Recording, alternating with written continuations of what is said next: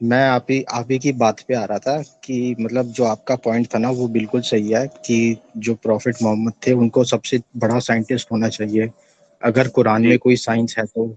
और जो उस टाइम के मुस्लिम्स हैं उनको सबसे बड़ा साइंटिस्ट होना चाहिए और सारी डिस्कवरी इन्वेंशन उन्हीं को करनी चाहिए। लेकिन जो परेशानी वो ये है कि मैं उसी चीज पे आ रहा था कि जब हम साइंस की बात करते हैं तो जो साइंटिफिक लिटरेचर होती है और जो साइंटिफिक कंटेंट होता है उसमें ऑपरेशनल डेफिनेशंस होती हैं। मतलब वो जो स्टेटमेंट होती है उनके ड्यूअल मीनिंग नहीं निकाले जा सकते। जैसे फॉर एग्जांपल हम पर्सनल इनकम को डिफाइन कर रहे हैं तो उसकी ऑपरेशनल डेफिनेशन कुछ इस तरीके से दी जाएगी, हमें उसको डिफाइन करना पड़ेगा कि वो ईयरली इनकम है, मंथली है या डेली इनकम है, वो आफ्टर टैक्स इनकम है या बिफोर टैक्स इनकम है, वो फैमिली इनकम है या एक इंडिविजुअल की इनकम है। उसको मेजर कैसे करा जाएगा, डॉलर में करा जाएगा कि रुपी में करा जाएगा। मतलब जो स्टेटमेंट होगी ना उसके ड्यूअल मीनिंग निकाले ही नहीं जा सकते, उसके दो मीनिंग नहीं हो सकते। लेकिन जब हम कुरान की बात करेंगे तो कुरान में जितने भी क्लेम्स हैं साइंस से रिलेटेड या इस चीज से रिलेटेड कि फ्यूचर में जो साइंटिफिक डेवलपमेंट होंगी उसके बारे में दे रखा है। तो वो सारे जितने भी स्टेटमेंट्स हैं वो बिल्कुल बोगस स्टेटमेंट्स हैं।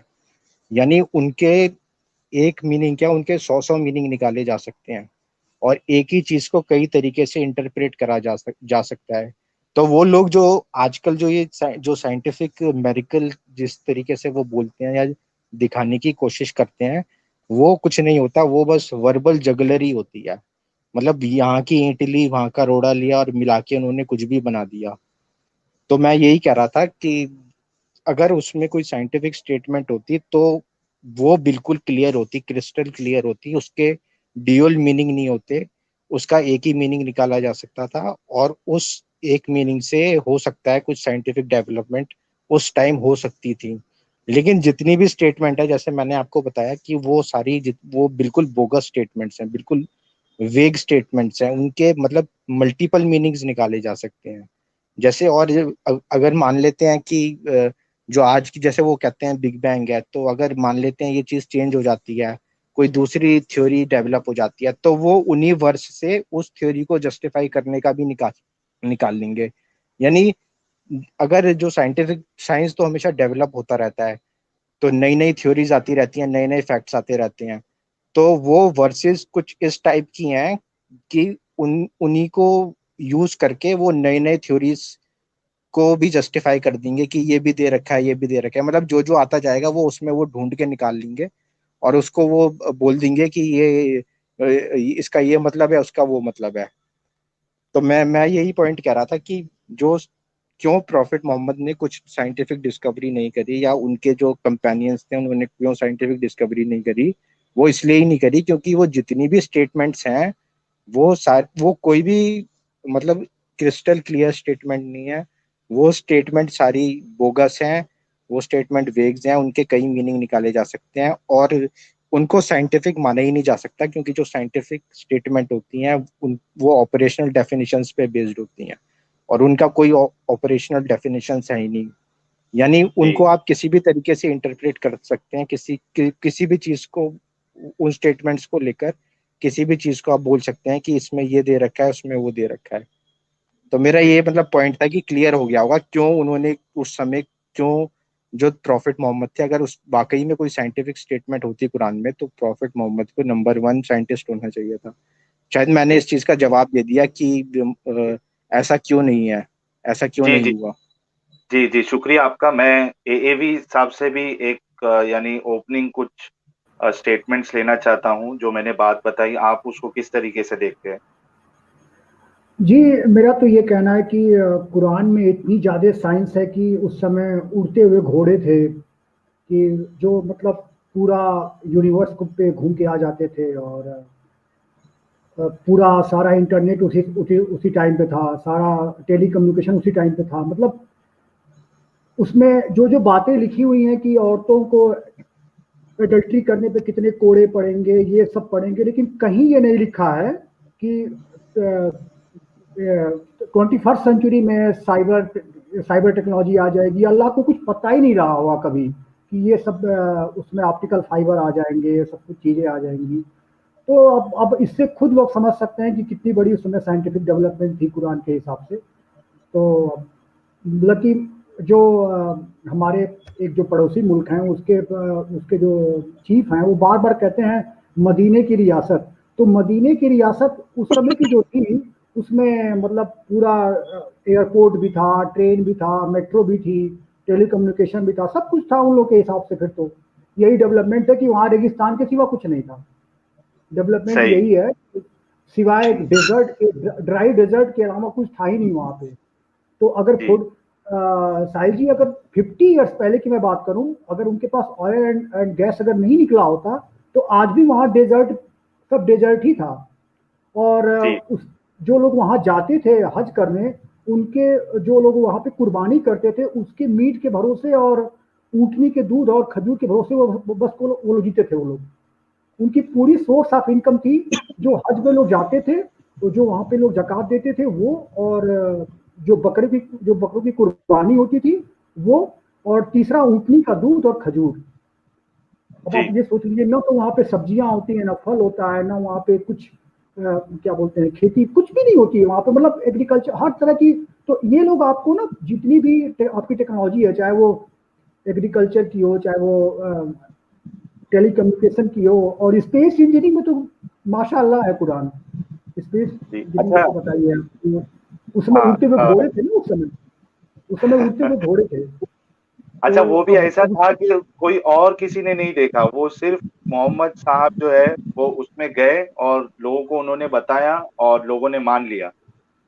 हाँ हाँ, वो मतलब अब उनके पास क्या, अब वहां तो वैक्यूम है, अब उनके ऑक्सीजन बैग कैसे कंटेन किए होंगे, फ्यूल क्या रहा होगा, क्योंकि उड़ते हुए घोड़े में उसमें उसमें दिखाया हुआ कि उसके पंख हैं। तो हम्म। जो हमारा जो एटमॉस्फेयर है उसके ऊपर तो एयर ही नहीं है, तो पंख की जरूरत क्या है? हम्म। वो तो जस्ट आफ्टर 200 किलोमीटर तो एयर ही नहीं है, तो पंख, चाहे वो पंख घूमे या ना घूमे, कोई उसका कोई कॉन्सेप्ट ही नहीं है ऊपर। आपने कभी देखा है किसी रॉकेट जो जो यहाँ से जो रॉकेट जाता है, कभी किसी के रॉकेट के पंख को कभी देखा है आपने? हम्म। उसकी बिल्कुल, उसकी पूरी बिल्कुल टेक्नोलॉजी अलग होती है। वो अपना थर्ड लॉ ऑफ न्यूटन पे काम करता है, वो जेट प्रपल्शन हम्म। इंजन उसमें होता है। वो उसकी हम्म। बिल्कुल अलग टेक्नोलॉजी होती है। तो पता नहीं उस समय घोड़े में कौन सा जेट प्रपल्सन आपका इंजन लगा हुआ था, मुझे नहीं पता। और चांद के दो दो टुकड़े भी हैं माशाल्लाह उसमें। हम्म। तो हम्म। स्पेस इंजीनियरिंग में तो बहुत ही एडवांस थी वो। अच्छा। हाँ, अब स्पेस अच्छा, इंजीनियरिंग ये का तो हमारे, मतलब, जी, हमारे सुधीर शर्मा लिख रहे हैं कि कुरान साइंटिफिक है तो उसमें सूरज चांद सितारे बस यही क्यों है, अदर प्लैनेट्स क्यों नहीं है? ये भी बात इनकी यानी बहुत ज्यादा वैलिड पॉइंट है कि अगर है तो सिर्फ सूरज चांद सितारे यानी जो दिख रहा था, यानी एक जो नॉर्मल इंसान को जो जितना दिखता है बस उसी के बारे में जिक्र है। हाँ तो मार्स वही तो है और दूसरी गैलेक्सीज है, वो सब क्यों नहीं बताया गया? जी बिल्कुल। बिल्कुल। ब्लैक होल है, नेबुला होता है, हेलो होते हैं, पल्सर स्टार होते हैं, न्यूट्रॉन स्टार होते हैं, क्या क्या होता है उसका कुछ मेंशन नहीं है। मतलब जो जितनी भी जो देखा जा सकता है, जो ऑब्जर्व करा जा सकता है एक इंसान द्वारा 7वीं सेंचुरी में, सारी उसकी डिस्क्रिप्शन वहीं तक लिमिटेड है। जी। मतलब पूरी हाँ। सोच वहीं आप तक बंधी हुई है। आप ये सोचे साहिल जी की, दावा ये है कि ये आखिरी और मुकम्मल पैगाम है और कंप्लीट है और पूरी ह्यूमैनिटी के लिए है, और लाइफ जी। जीने का बिल्कुल कंप्लीट तरीका है लाइफ जीने का। जी। तो आज के डेट में जो हमारे लाइफ में जितनी भी चीजें हैं, कि क्या हम डायरेक्ट कुरान का पेज पढ़ के अपना काम कर सकते हैं? नहीं कर सकते। तो और अब वही इसमें देख और लीजिए कि हमारे इंडियन एग्नोस्टिक जी है, वो कह रहे हैं how Mohammad breathe after he left atmosphere. यानी ये भी एक सवाल उठता है ना अब्दुल्ला जी। जी जी, मतलब वो ऑक्सीजन सिलेंडर तो लेके गए नहीं होंगे। हम्म। और अच्छा, वो जन्नत तक पहुंच कैसे गए? क्योंकि कोई स्पीड ऑफ लाइट से तो चल नहीं सकता। जो इलेक्ट्रॉन होते हैं वो भी स्पीड ऑफ लाइट से नहीं घूमते। मतलब ये पॉसिबल नहीं, ही तो नहीं है कि अब्दुल्ला वो जी स्पीड पहले ऑफ जन्नत लाइट का से। कोऑर्डिनेट कहाँ है स्पेस में, ये तो बताइए नहीं, मैं आप। कह रहा हूँ उनको गैलेक्सी छोड़ने में ही कई लाइट ईयर लग जाएंगे, कई मिलियन लाइट ईयर लग जाएंगे। वो एक दिन में वो सब आके वापस कैसे आ गए एक ही दिन के अंदर? ये तो हो ही नहीं सकता ना। एक दिन तो आप ज्यादा बोल दिए, वो तो तुरंत जाके नहीं, आ गए थे। अच्छा तुरंत और जाके रास्ते आ में गए उनको थे। मूसा भी मिले थे ना, शायद रास्ते में तो उनको मूसा भी मिले थे। जन्नत और जहन्नम का नजारा भी देख लिया था उन्होंने। हाँ, और रास्ते में तो क्या बोलते हैं, मूसा भी मिले थे ना, जिन्होंने कहा था कि 5 नमाजें करो। हाँ, अरे वो भी पहले फरिश्ते बता भी दी गई थी। वो फरिश्ते भी मिले थे जिनके 70,000 पंख थे, तो मैं ये सोच रहा था क्या वो वहां पंख गिनने बैठ गए थे क्या? उन्हें कैसे पता 70,000 है कि 75,000 है? खैर, तो आगे बढ़ाते हैं डिस्कशन जी, को। अब्दुल्ला जी, ये जो साइंटिफिक मिरेकल का जो क्लेम होता है, यानी आप कोई वेबसाइट पे चले जाओ, यानी अगर गूगल पे सर्च करो इस्लाम के बारे में, तो खास करके आप देखोगे साइंटिफिक मिरेकल वर्ड बहुत यूज होता है। Scientific miracle in Quran, scientific miracle in Quran, scientific miracle in Islam. तो इसको कैसे देखते हो आप? देखिए, पहली बात तो साइंस और मेरेकल ये अलग अलग चीजें हैं। जो मेरेकल होता है ना वो बिल्कुल अनसाइंटिफिक होता है। मेरेकल ऐसे होता है जैसे कोई इंसान उड़ जाए, कोई मर के जिंदा हो जाए, या जैसे पानी को वाइन में कन्वर्ट कर दिया जाए। तो इन चीजों को मेरिकल्स बोलते हैं। तो मतलब साइंस और मेरिकल को साथ आप रख ही नहीं सकते। मेरिकल का मतलब ही ये होता है the violation of scientific laws. आप समझ रहे हैं ना इसको? तो ये एक ऑक्सीमोरोन है एक तरीके से। साइंस और जी। मेरिकल इन दोनों को एक सेंटेंस में रखा ही नहीं जा सकता। तो ये हम्म। जिस भी इस्लामिक अपोलोजिस्ट ने इस चीज को डिवाइस करा है ना, उसने अपनी अकल, मतलब उसकी उसमें अकल थी नहीं। उसने एक ऑक्सीमरोन बना दिया, बिल्कुल दो कॉन्ट्रडिक्टरी चीजें बना दी। मतलब ये तो वही बात हो गई, कोई बोले बर्फ जलने लगी, अब बर्फ जलती तो नहीं है ना, ये बिल्कुल कॉन्ट्रडिक्टरी चीज हो गई। तो साइंस और मेरिकल इन दोनों वर्ड को एक सेंटेंस में यूज करना ही गलत है। तो उन्होंने इतना बड़ा फंडामेंटल एरर कर दिया, इसको प्रमोट करने के लिए या इसमें ये चीजें साबित करने के लिए उन्होंने इतना बड़ा ब्लंडर कर दिया, उन्होंने इतनी बेवकूफी वाली बात कर दी। इन दो चीजों को मिलाया ही नहीं जा सकता, क्योंकि मेडिकल का मतलब ही यही होता है। जो मेडिकल होता है, जैसे कोई साइंस मर के में जिंदा नहीं हो गया लाया तो जा वो सकता। वायलेशन होता है। साइंस का वायलेशन होता है एक तरीके से। और आप बोल रहे हो साइंटिफिक और मेडिकल, अब इसका तो कोई मतलब वही नहीं बनता, सेंस ही नहीं है इस बात का तो। जी। एवी जी, जी, एक्चुअली साइंटिफिक मिरेकल हो सकता है क्या एक साथ दोनों चीज? अच्छा, साइंस भी हो इसमें उसमें और मिरेकल भी हो। नहीं, साइंस पहले यहाँ पे जो व्यूअर्स हैं उनको समझने उनको उनको पहले मैं समझाना चाहूँगा कि क्योंकि मेरा बैकग्राउंड ही बहुत ही स्ट्रॉन्ग टेक्निकल बैकग्राउंड है, और इसी की वजह से मैं इस जहर से बाहर निकला हूँ। अगर मैं व्यूअर्स को बता देना चाहता हूँ कि अगर मैं किसी भी मजहब के डॉगमा में होता तो मैं शायद इस जहर से बाहर ना निकल पाता, लेकिन मेरी जो रैशनैलिटी है उसने मुझे बिल्कुल इससे बाहर निकाल दिया, क्योंकि मैं उसको एक्सेप्ट ही नहीं कर पा रहा था उस चीज़ को। तो अब जी। मैं आपको बताना चाहूंगा कि बेसिकली साइंस क्या होता है और साइंटिफिक क्लेम होते क्या हैं। देखिए व्यूअर्स, आप साइंटिफिक क्लेम का मतलब ये होता है कि जब साइंटिफिक क्लेम जब कोई करता है तो पहली बात कि वो अथॉरिटी होती है, जिसके पास कोई अथॉरिटी हो वही वही उस क्लेम को कर सकता है, और या तो फिर उसके लिए स्पेसिफिक पर्सन होते हैं। जैसे अगर आपको कोई कहे कि मैं डीएम बनना चाहता हूं, मैं आईएएस ऑफिसर बनना चाहता हूं, तो आईएएस ऑफिसर आप बनते हो तो आपके लिए एक अथॉरिटी है यूपीएससी। जब तक आपको यूपीएससी पास नहीं करेगी तो क्या आपने घर में ही बैठ करके आप एग्जाम दे करके आप कर सकते हो क्या कि लोगों मैं पास हो गया एग्जाम में, मुझको आईएएस बना दो? अब दैट इज नॉट पॉसिबल। तो आप जितने भी मिरेकल्स की बात कर रहे हैं, ये कुरान में मिरेकल्स, उनको जो वो दावा करते हैं वो उसकी अथॉरिटी क्या है उनके पास। सबसे इंपॉर्टेंट बात यह है, जब तक कोई वर्ल्ड में जैसे नासा है, यूरोपियन स्पेस सेंटर है, या फिर कोई ऐसी अथॉरिटी जिसके पास चाहे आपका डब्ल्यूएचओ मेडिकल साइंस में, या फिर ऐसी जो जो पूरे वर्ल्ड की जो इंटरनेशनल साइंटिफिक सोसाइटी है, जब तक वो एक साथ उसको अप्रूव ना करे, जब तक उसको माने ना, तो आपका क्लेम साइंटिफिक सर होता ही नहीं है। फिर वो उसको हम तब तक वो उसके पहले तक वो सब कुछ मेडिकल रहता है, और उसको आप ये बोल सकते हैं कि मेरा ये दावा है, मेरी ये थ्योरी है, आप ये बोल सकते हैं बस। उसके पहले तक वो कभी साइंटिफिक हो ही नहीं सकता। और मेडिकल का तो कोई वहां पे, मेडिकल वर्ड का तो कोई वहां पे कोई प्लेस ही नहीं है साइंस में। Science means reality. साइंस का मतलब रियलिटी। जैसे कि मैं बता देना चाहता हूँ कि जैसे अगर रेफ्रिजरेटर है, रेफ्रिजरेटर थर्मोडायनेमिक्स के प्रिंसिपल पे काम करता है, तो अब अगर आपका रेफ्रिजरेटर है तो वो मुसलमानों के घर में भी ठंडा करेगा, हिंदुओं के घर में भी ठंडा करेगा और क्रिश्चियन के घर में भी ठंडा करेगा।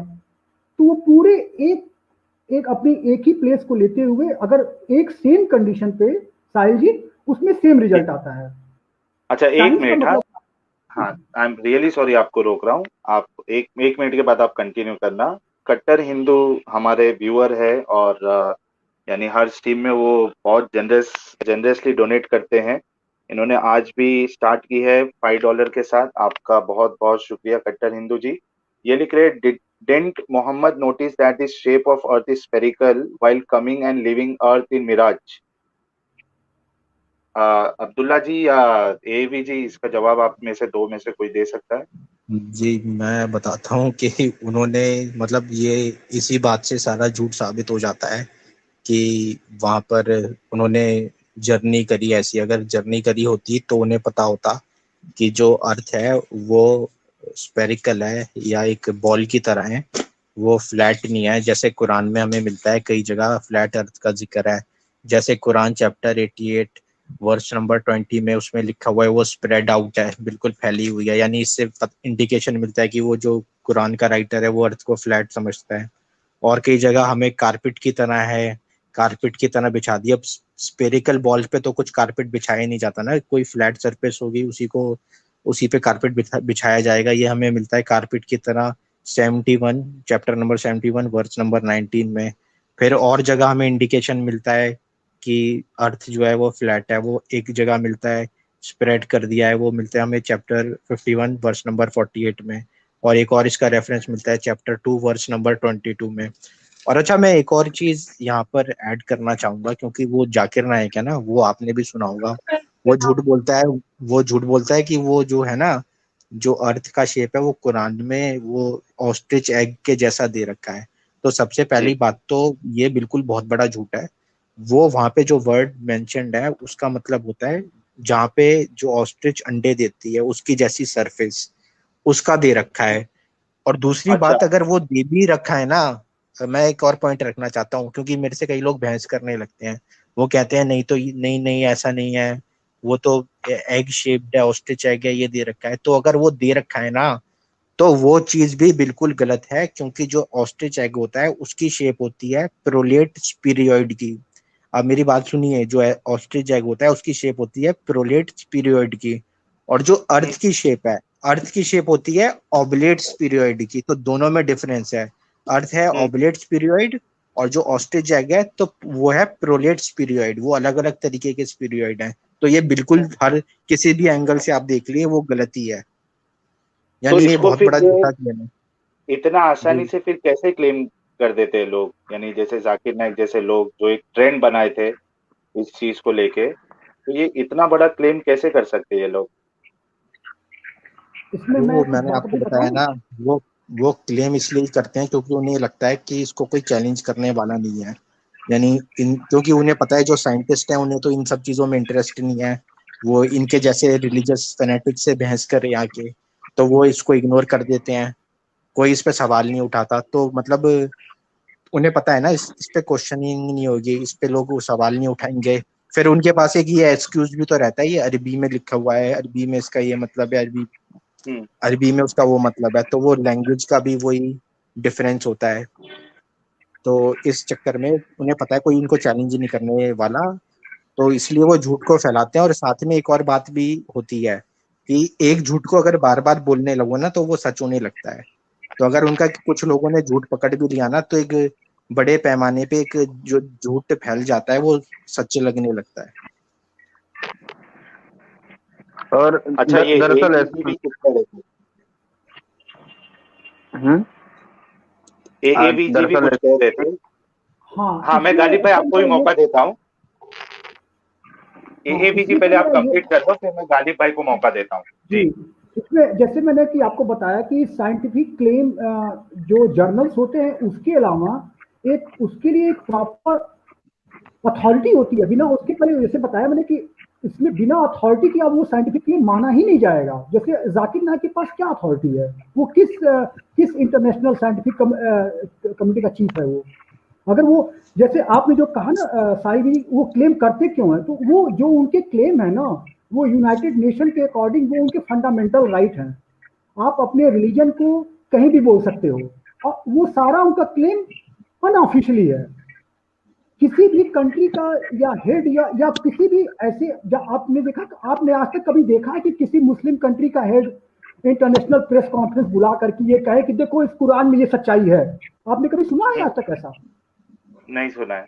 पूरे वर्ल्ड में 55, मैं तो मुसलमानों का काम आसान कर रहा हूं कि जैसे वो सबको मुसलमान होने की दावत देते हैं, तो अगर उनके में इतनी सच्चाई है तो उसके लिए सबसे अच्छा तरीका यह है कि इमरान खान हो गए, टर्की के प्रेसिडेंट हो गए, और अपना सलमान हो गए, ये बैठ करके सभी लोग, और अपने कंट्री के सारे जितने साइंटिफिक टीम है, उनकी जितनी मेडिकल टीम है, जितनी जियोलॉजिकल टीम है, सबको लेके बैठ जाएं एक साथ, वर्ल्ड के सारे जितने भी वो हैं उनको बुला लें और बुला करके क्लेम अपना कर दें। जब साहिल जी जब ऐसा क्लेम करेंगे, इस क्लेम को पूरी दुनिया देखेगी। फिर जाकिर नाइक कोई है ही नहीं।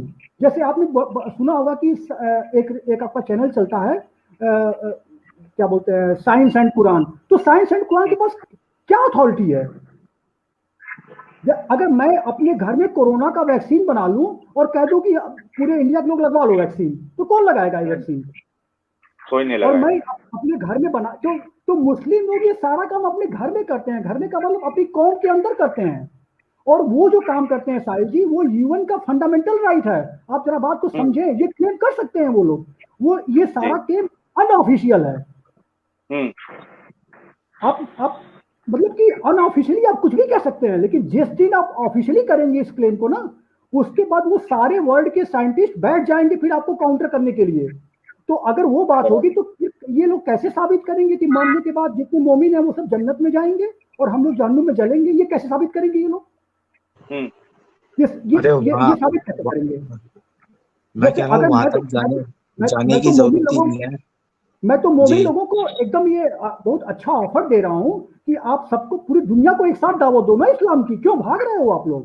आप लोग इतने सच्चे हो, सब कुछ आपकी, बिल्कुल आपकी एक एक बात सच्ची है। तो सबसे अच्छा तरीका आपके पास है, आप बैठ करके पूरे वर्ल्ड के सारे साइंटिफिक कम्युनिटी के साथ एक ऑफिशियल मीटिंग करके और सबको डिक्लेयर कर दो। उसके बाद साहिल जी मालूम है क्या होगा? उसके बाद जितने दावे ये लोग करेंगे ना, उस पर पूरी इंटरनेशनल टीम बनेगी, साइंटिस्टों की टीम बनेगी, मेडिकल टीम बनेगी, आर्कियोलॉजिकल टीम बनेगी, और इनके एक एक दावे को चेक किया जाएगा। कितना सही है वो। जब उसके वर्ड को सारे लोग मान लेंगे ना, तो हम भी मान लेंगे। सही। इसमें क्या अच्छा, तो इसमें डिले क्यों कर रहे हैं ये लोग? इसमें सही, डिले क्यों रहे हैं? आपकी बात बिल्कुल वैलिड है। अच्छा, ये हमारे विनोद कुमार त्रिवेदी जी है, इन्होंने 100 रुपीज का कंट्रीब्यूशन किया है। Thanks a lot sir. ये लिख रहे हैं, साहिल भाई, अकॉर्डिंग कुरान बिफोर क्रिएशन अल्लाह का अर्श पानी पर था, तो पानी किसके सपोर्ट पर था और 7 आसमान का क्या लोचा है? नहीं, 7 आसमान तो कुछ होता है, आसमान तो कुछ होता ही नहीं है फिजिकल सेंस में। आसमान तो कुछ फिजिकल सेंस में होता ही नहीं है। और जो पानी, तो वो तो पता ही है आपको कि अल्लाह का अर्श पानी पे था, तो अल्लाह तो कुछ भी कर सकता है इनके यहाँ पे, वो तो जो चाहे वो बना दे। लेकिन ऐसा 7 आसमान का कोई भी कॉन्सेप्ट नहीं है। आज के आसमान तो पहले कुछ होता ही नहीं है। अपने ऊपर आप देख रहे हैं ना, ये भी कुछ आसमान फिजिकल सेंस में आसमान कुछ होता ही नहीं है। वो एक कहने की बात होती है, जमीन और आसमान। जमीन तो है फिजिकल सेंस में, लेकिन आसमान कुछ फिजिकल सेंस में होता ही नहीं है। स्पेस है ना वो, तो एक उसके बाद जो है स्पेस हो गया ना वो तो। हाँ, वो आसमान तो वही हो गया ना, वो एटमॉस्फेयर हो गया, उसका सन का रिफ्लेक्शन हो गया। वो तो कुछ चीज होती ही नहीं है ना, वो तो एक फिनोमेना की तरह है। वो फिजिकल सेंस में कुछ होता ही नहीं है आसमान। फिजिकल सेंस में तो कुछ होता ही नहीं है जी। अच्छा, गालिब जी, आपका स्वागत है स्ट्रीम पर। जी जी, आप कुछ कहना चाह रहे हैं? जैसे भाई साहब बोल रहे थे अभी कि इन लोगों के पास कोई अथॉरिटी नहीं है बोलने की, तो भाई उन्हें अथॉरिटी की नहीं, उन्हें बस भीड़ की जरूरत होती है। ऐसी भीड़ जो हजारों लाखों की तादाद में हो और उनमें सबके अकल पे ढक्कन लगा पड़ा हो, कोई एक भी सवाल उठाने के लिए खड़ा ना हो। भाई मैंने ये नहीं बोला आपसे, नहीं गालिब भाई, मैंने ये नहीं बोला। मैंने ये बोला कि वो बोल सकते हैं, ये उनका फंडामेंटल राइट है। नहीं, लेकिन मैं अपने, हाँ, मैं अपनी तरफ से बोल, उन्हें अथॉरिटी या फंडामेंटल इन सबकी मतलब कोई जरूरत ही नहीं, उन्हें बस भीड़ की जरूरत है जो सवाल ना उठाए, बस एक बात। और एक चीज़ मतलब जो गौर करोगे, दावेदारी करने वाले हैं, हारून यहया, अहमद दीदार, जाकिर नायक, ये सारे के सारे गैर अरबी हैं, सारे के सारे। और गैर अरबी वाली जगहों पे ही सिर्फ तर्जुमे का खेल चलता है। इसका मतलब ये नहीं ये है, उसका मतलब वो नहीं वो है। अभी लोग किसका क्या मतलब बनाते फिर रहे, अरबियों को कुछ नहीं पता, वो बेचारे अपनी जिंदगी में मस्त हैं। अब उनके सामने नहीं, जाके वो बोले तो आपकी बात जायज है। मेरा कुछ और कहना है। मेरा ये कहना है ना कि वो अनऑफिशियल, आप देखिए ऑफिशियल कहने का मतलब क्या होता है, हो रहे हो जब आप पे कंट्री तो का मैं कोई एतराज जैसे मान लीजिए जी, हाँ, अगर मैं मान आप पे लीजिए तो कोई कुरान एतराज बिल्कुल नहीं सच्चा है रहा हूँ ना, ये तो सोचिए, जी अभी थोड़ा बोलने तो दीजिएगा। जी जी बोलिए।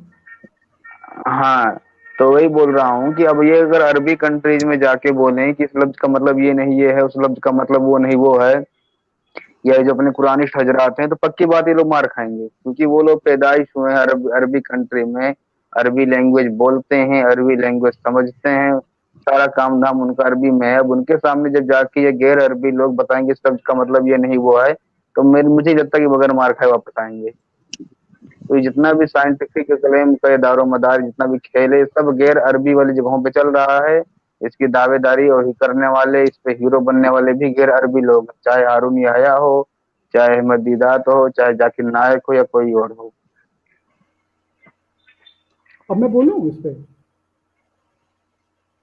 जी जी। अच्छा, एक बात मैं हाँ आपको एवी जी ये बता रहा हूँ कि जो हमारे गालिब भाई है ना, वो एक अलग पर्सपेक्टिव अपने को ये बता रहे हैं कि जो, जैसे कि मैंने सवाल किया था कि वो क्लेम करते क्यों, ऐसा बोलते क्यों है, तो वो एक पर्सपेक्टिव ये बता रहे थे कि उनका मकसद है कि बस भीड़ जमे, यानी लोगों को जी लगे कि हाँ ऐसा है और वो मानना शुरू कर दे। और आप एक जो बात बता रहे हो ना, वो एक प्रॉपरली साइंटिफिक जो तरीका होता है वो आप बता रहे हो, और गालिब भाई आपकी बात से को जो है ना इनकार नहीं कर रहे। जी हाँ, मेरा ये कहना है कि जो ये काम गालिब भाई अरब भी करते हैं, नॉन अरब भी करते हैं। देखिए आप लोग गूगल पे सर्च कीजिएगा, डॉक्टर मॉरिस बुकाइल ने आज से करीब 30 साल पहले एक बुक लिखी थी। वो जो किंग फाहद हैं सऊदी अरब के, उनके वो फैमिली डॉक्टर थे। तो उन्होंने एक बुक लिखी, द कुरान, द साइंस और द बाइबल। उन्होंने उसमें ये दिखाने की कोशिश की कि कुरान साइंस से काफ़ी करीब है, और एम्ब्रियोलॉजी को लेकर के कि माँ के पेट में बच्चा कैसे होता है। तो ये चीज़ अरब से ही निकली थी वहाँ से, उस समय सऊदी अरब के ये क्या जिद्दा से निकली थी ये चीज़। तो इसमें मेरा ये कहना है कि ये काम सभी लोग करते हैं, चाहे वो अरब हो चाहे नॉन अरब हो। इनका एक एक सोलो मोटो होता है कि वो अपने दावे को कर दें। लेकिन वो मैं आपसे यही कहना चाहता हूँ कि वो दावे को कभी भी किसी मुस्लिम कंट्री का कोई भी चीफ नहीं कहता है। जैसे अगर हमारे कंट्री का, अब मैं आपको बताना चाहता हूँ कि अगर हमारे कंट्री का चीफ अगर कोई बात कहता है ना, तो वो एक पॉलिटिकल पार्टी का नेता नहीं होता है, वो पूरी कंट्री को रिप्रेजेंट करता है। इसका मतलब उस कंट्री के जो डॉक्टर हैं, जो इंजीनियर्स हैं, जो साइंटिस्ट हैं, वो सबको रिप्रेजेंट करता है पूरे वर्ल्ड लेवल पे। तो उसकी उसकी बात कहने का मतलब होता है कि पूरे इंडिया के सभी लोगों ने उसको समझाया होगा, तब उसने कहा है कोई ऑफिशियली। ध्यान रखिएगा, या उसका चुनावी रैली में नहीं, ऑफिशियली। यहाँ पे व्यूअर्स ध्यान रखें कि चुनावी रैली में जो नेता बोलते हैं उसका कोई वैल्यू नहीं है। लेकिन अगर हमारे पीएम प्रेस कॉन्फ्रेंस करके अगर पूरे वर्ल्ड की मीडिया को बुलाएंगे और कहेंगे कि ये चीज में सच्चाई है, तो उसकी बात को पूरा वर्ल्ड फिर सुनेगा। आप चुनावी रैली में कुछ भी बोलते रहिए, उससे कोई मतलब नहीं है। लेकिन ये मतलब होता है। तो मॉरिस बुकाइल ने किंग फहद के कहने पे ये बुक छापी। तो लोगों ने ये उस पर इसलिए रिवर्स में दावा नहीं किया गालिब जी, क्योंकि ये उनका फंडामेंटल राइट है, अपने रिलीजन को प्रोपगेट कर सकते हैं वो, अपने रिलीजन को वो किसी तरह के।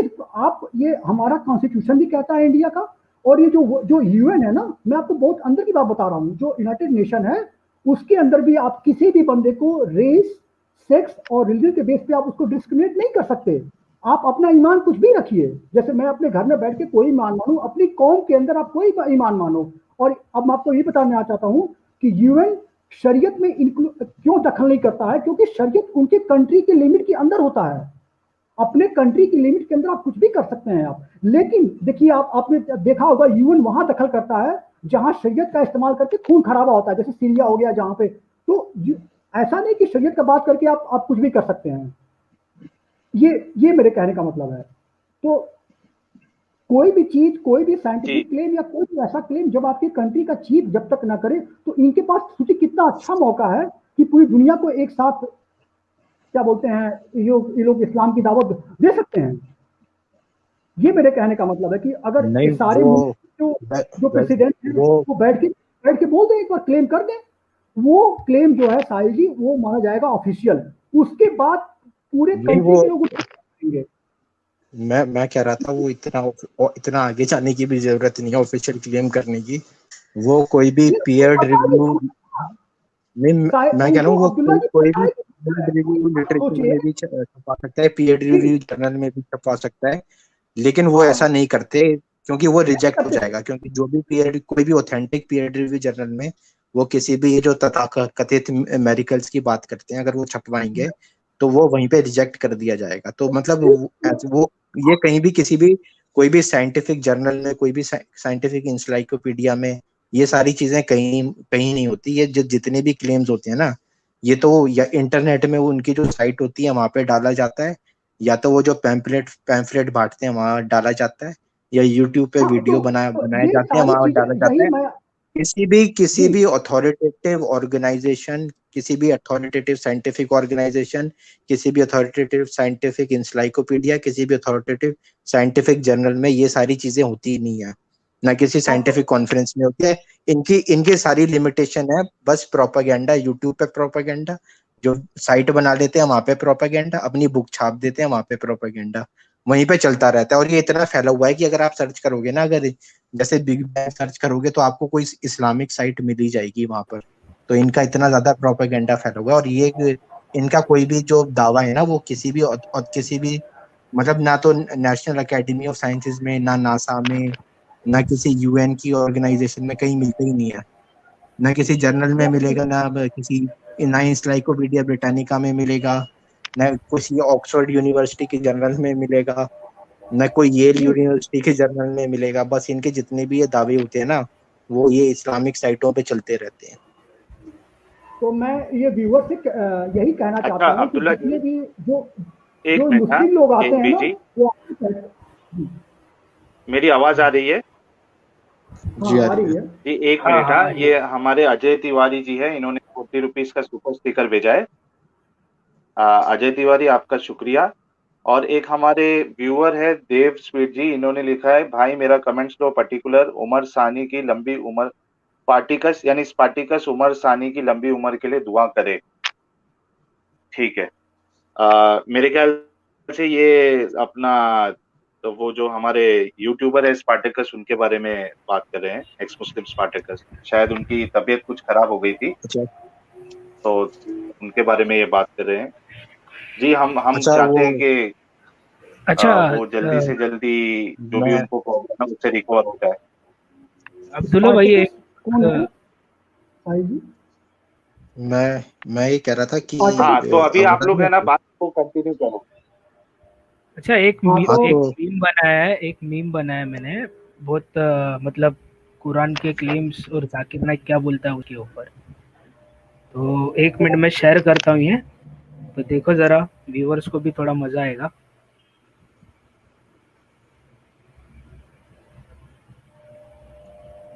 अच्छा, मैं एक बात तब तक कंप्लीट कर लेता हूँ कि अभी वैसे कमेंट में ना कोई कह रहा था कि वो जो 7 स्काई की बात करी गई है, वो लेयर्स की बात करी जा रही है, जो एटमॉस्फेयर के लेयर होते हैं ना, ट्रोपोस्फियर, स्ट्रेटोस्फियर, मीजोस्फियर, ऐसे करके, तो वो उसकी बात करी जा रही है। तो मैं उनको क्लियर कर दूं कि ये जो दावा है वो बिल्कुल गलत है।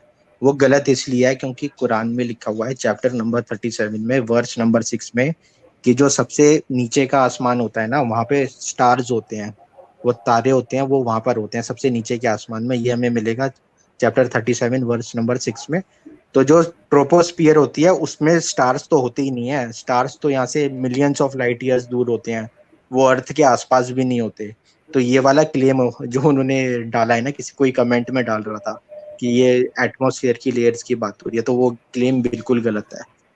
जैसे ये पूरा क्लेम गलत है, वो 7 आसमान और 7 धरती वाला।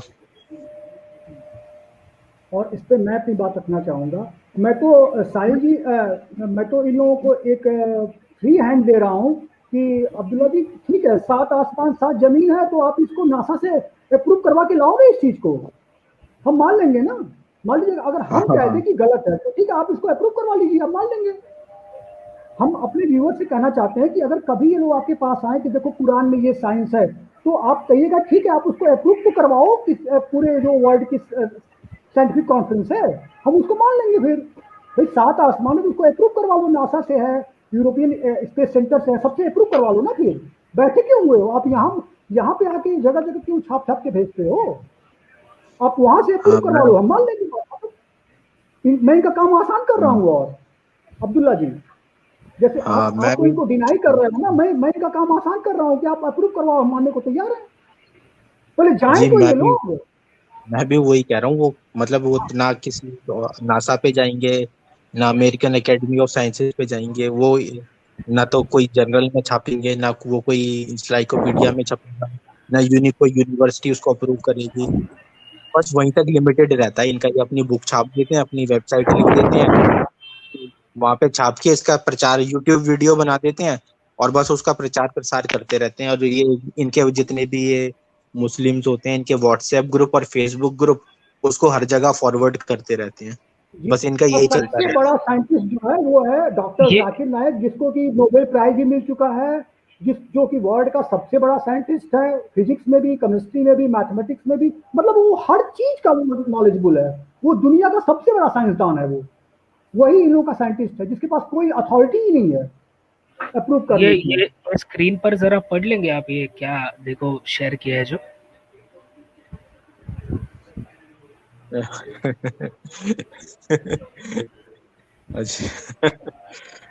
अच्छा अच्छा if the earth was a sphere, if the earth was a sphere, you'd be referring to Kaaba, not the sphere।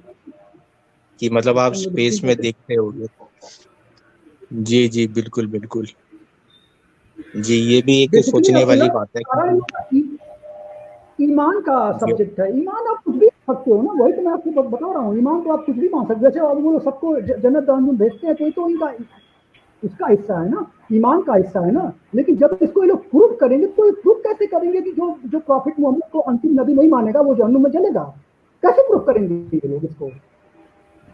तो जैसे साइंस चलती है रियलिटी पे, मैं व्यूअर्स को बताना चाहता हूँ कि साइंस एक रियल, जैसे हम और आप हमको सुन रहे हैं, मैं बात कर रहा हूँ, तो मैं अपने जो मेरा अपना जो मुझको नॉलेज है अपने साइंस का, जहाँ से मैंने पढ़ाई की है, जो मैं जानता हूँ, उसका यही कहना होता है कि जो भी चीज आप दावा करते हो वो दावा रियलिटी होनी चाहिए, यही साइंस है।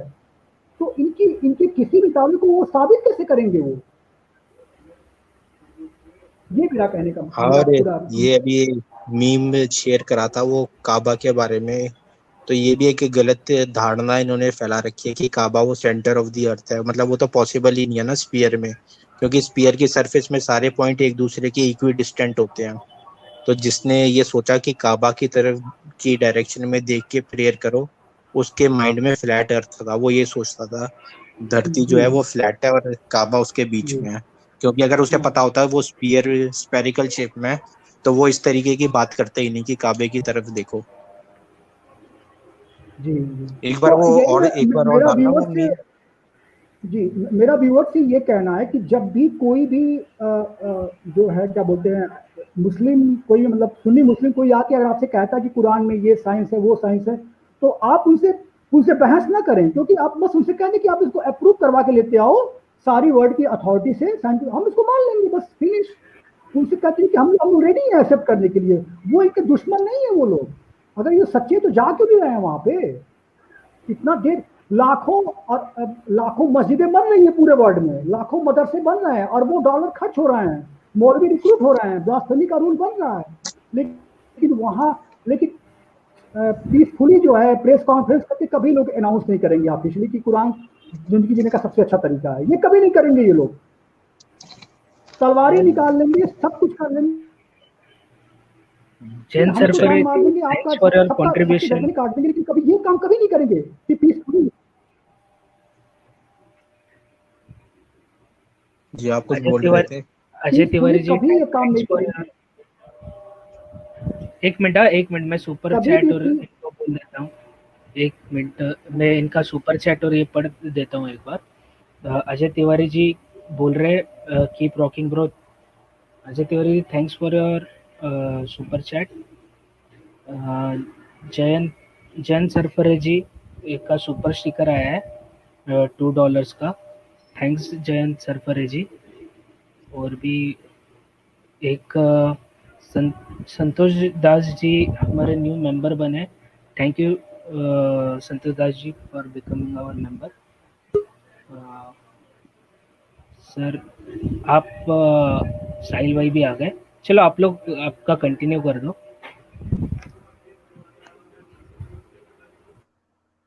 वेलकम बैक साहिल भाई। जी जी शुक्रिया। और ये हमारे संतोष दास जी है, इन्होंने हमारे चैनल का मेंबरशिप ली है। Thanks a lot Santosh ji. ऐसे ही हमको सपोर्ट करते रहिए। बाकी व्यूअर्स से भी रिक्वेस्ट है कि 2 तरीके से वो हमको सपोर्ट कर सकते हैं इस चैनल को। एक तो ये कि वो हमारी वीडियोस को सब जगह पे शेयर करे, जितने भी सोशल मीडिया वेबसाइट्स है, एप्स है, व्हाट्सएप है, फेसबुक है, आप लोग मेरी वीडियो को ज्यादा से ज्यादा शेयर करें। दूसरी चीज, अगर कोई फाइनेंशियली सपोर्ट करने के केपेबल है तो वो हमारी फाइनेंशियल भी सपोर्ट करे, ताकि हम इस चीज को और इनहेंस करते रहे टेक्नोलॉजी का यूज करके। तो आप सबका शुक्रिया जी। जी आप लोग कंटिन्यू कल करें तो अपनी बात। साहिल भाई, पता है साहिल भाई, मैं आपको एक चीज बताना चाहता हूँ। अगर ये बात कि एक्स मुस्लिम सारा ये काम कर रहे हैं पूरे वर्ल्ड लेवल में, तो ये पहुंच जाएंगे यूट्यूब के पास पैसे लेकर के। अच्छा, बंद करा दो इनको। बिल्कुल।